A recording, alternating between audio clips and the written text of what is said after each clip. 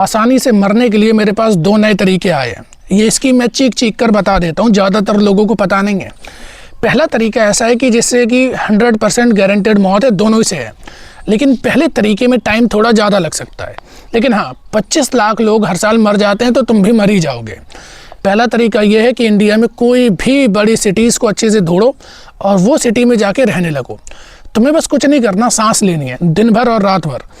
अगर तुमने ये सांस लेना बंद कर दिया तो दिक्कत वाली बात है। अगर तुम्हें मरना है तो गारंटेड तुम्हें सांस लेनी पड़ेगी, और मरने की गारंटी हम दे रहे हैं। बस इससे ये है कि थोड़ी ये टाइम बहुत ले लेती है। और दूसरा तरीका ये थोड़ा फास्ट है, इससे भी 100% तुम्हारी मौत हो जाएगी। दूसरा तरीका ये है कि तुम वहाँ पे पानी पीना है। अब ये मैं क्यों बोल रहा हूँ वो बताता हूँ। हर साल अप्रॉक्स 20 लाख लोग कुछ पानी पी के मर जाते हैं, तो तुम मर ही जाओगे। अभी जैसे हमने इंदौर में देखा कितने जल्दी मर गए। अगर कुछ ऐसे तुम्हारे सौभाग्य रहे तो जल्दी भी मर सकते हो। अब पानी के लिए मैं तुम्हें बताऊं, ये तरीका मुझे बेस्ट क्यों लगता है। जो बेचारा कोरोना है वो ऐसे ही बदनाम है, जबकि वो इतना कुछ कर भी नहीं पाया। बस उससे ये था कि वो बहुत जल्दी कर देता था। अब जो हमारे यहाँ पॉल्यूशन लेवल है, जो हमारे यहाँ की हवा है, हमारे यहाँ का जो पानी है और जो हमारे यहाँ का खान पान है, वो तुम्हें धीरे धीरे मार देता है। इसलिए इनका कोई नाम ही नहीं लेता। ये बड़े ही क्या बोले अंडररेटेड हैं। इनकी भी थोड़ी बहुत प्रशंसा होनी चाहिए। पानी का जो हमारी गवर्नमेंट अथॉरिटी बताती है, सेंट्रल ग्राउंड वाटर बोर्ड, सरकार मुझे इसलिए अच्छी लगती है क्योंकि वो बता सब देती है, छुपाती कुछ भी नहीं है। उसी की कमीशन और कमेटी आती है, वो पूरी रिपोर्ट बता देती हैं। मुझे ये समझ में नहीं आता, तुम रिपोर्ट बताने आ जाते हो, उस पर काम करना नहीं होता क्या?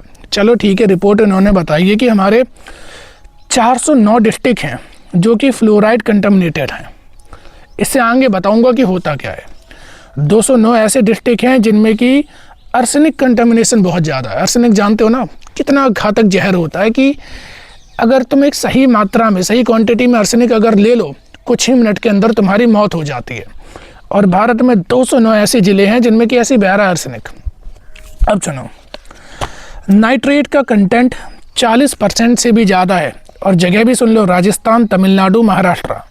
और ये इस वजह से होता है क्योंकि इंडस्ट्रियल वेस्ट और जो एग्रीकल्चर में खाद का यूज़ करा जाता है, जिसमें कि सरकार सब्सिडी देके खाद देती है लोगों को, उस खाद की यूज़ की वजह से इतना ज़्यादा नाइट्रेट का जो कंसंट्रेशन है वो बढ़ रहा है।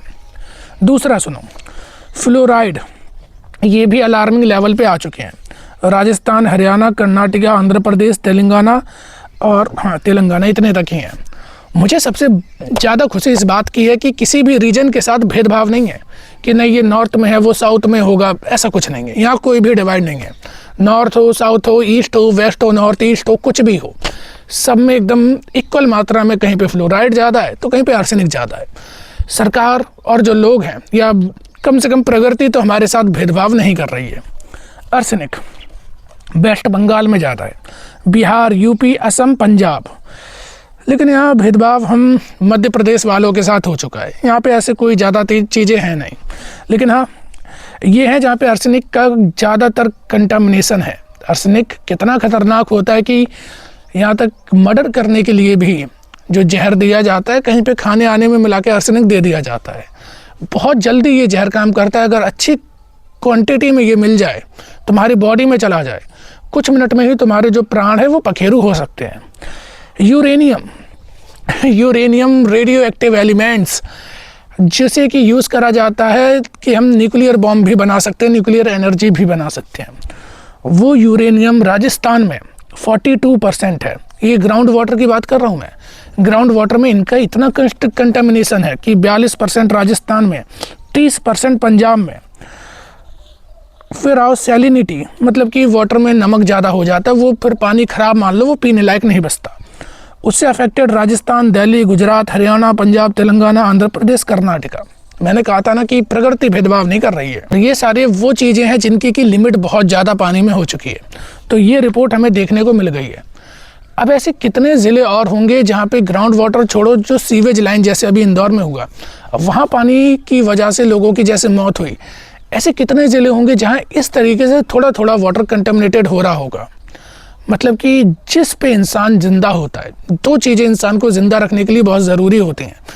खाने की व्यवस्था तो ये कि हम किसी भी चीज़ से कर सकते हैं, लेकिन 2 इम्पोर्टेंट चीज़ें, हवा और पानी, ये वो चीज़ है जिनके बिना इंसान कुछ ही पलों में मर सकता है, और वो हमारे देश में प्रदूषण की भेंट चढ़ चुका है। और इसके कारण भी मैं बताऊंगा कि ऐसा क्यों होता है। वंदे मातरम सुजलम सुफलम मलयज शीतलम सस्य श्यामलम मातरम वंदे मातरम वंदे मातरम। भारत वो देश है जहाँ पे ठंडी शुद्ध साफ हवा बहती है। भारत वो देश है, उस नदियों का देश है जहाँ पे ठंडा पानी है, मतलब कि जो नदी है वो साफ है, स्वच्छ है, उसका ठंडा पानी इस देश को सींचता है, ये बोला जाता है। भारत वो देश है जहाँ पे फसल हरी भरी है, हरियाली है। लेकिन क्या उस भारत को, आज के भारत को कोई भी तुम मैच कर सकते हो? क्या इन दोनों भारत का कहीं पर भी मैच तुम्हें मिलता है? क्या केवल हम इन चीज़ों पर डिबेट ही कर सकते हैं? इन चीज़ पर केवल हम पॉलिटिक्स ही कर पाएंगे? उनमें कोई भी तुम्हें कहीं पे भी मैचिंग जरा सी भी अगर हो रही हो तो मुझे जरा भी बता देना। अब इसकी बात कर लेते हैं कि ये जो सारी चीज़ें हो रही है हो कैसे रही हैं। पहली, एग्रीकल्चर को बढ़ावा दिया ताकि हम अपनी पॉपुलेशन को सस्टेन कर सकें और उससे हम थोड़ी अपनी पॉपुलेशन की इकोनॉमिक ग्रोथ भी करा सकें। लेकिन उसमें जो ज़मीन का या इन्वायरमेंट को जो डिग्रेड करा है तो उसका हाल ये है कि 20 लाख लोग पानी से मर जाते हैं। सरकार का केवल फोकस रहा है इकोनॉमी को डेवलप करने में, और ये अभी की बात नहीं है, 1965-1950 से यही होता आया है। सरकारों ने केवल फोकस इकोनॉमी को डेवलपमेंट पे करा है, इन्वायरमेंट से या क्वालिटी ऑफ लाइफ से उनका कोई लेना देना नहीं रहा, जिससे कि आज ऐसी कंडीशन बनी कि हमारे यहाँ पानी जहर बन चुका है, हवा हमारे यहाँ जहर बन चुकी है, खाना हमारे यहाँ केवल पेट भरने को, और वो भी तुम्हारे लिए स्लो पॉइजन का काम कर रहा है। अब नाइट्रेट कैसे पानी में ज़्यादा हो रहा है? किसान अपने घर से खाद बना के नहीं लाता है। किसान को वो खाद मिलती है जो कि सरकार की जो अथॉरिटीज़ हैं उनके द्वारा सर्टिफाइड होती हैं। किसान उन्हीं खाद का यूज़ करता है, सरकार उसमें सब्सिडी देती है, वो खाद हमारे यहाँ आ रही है। रेगुलेटरी बॉडीज़ हमारी क्या कर रही हैं?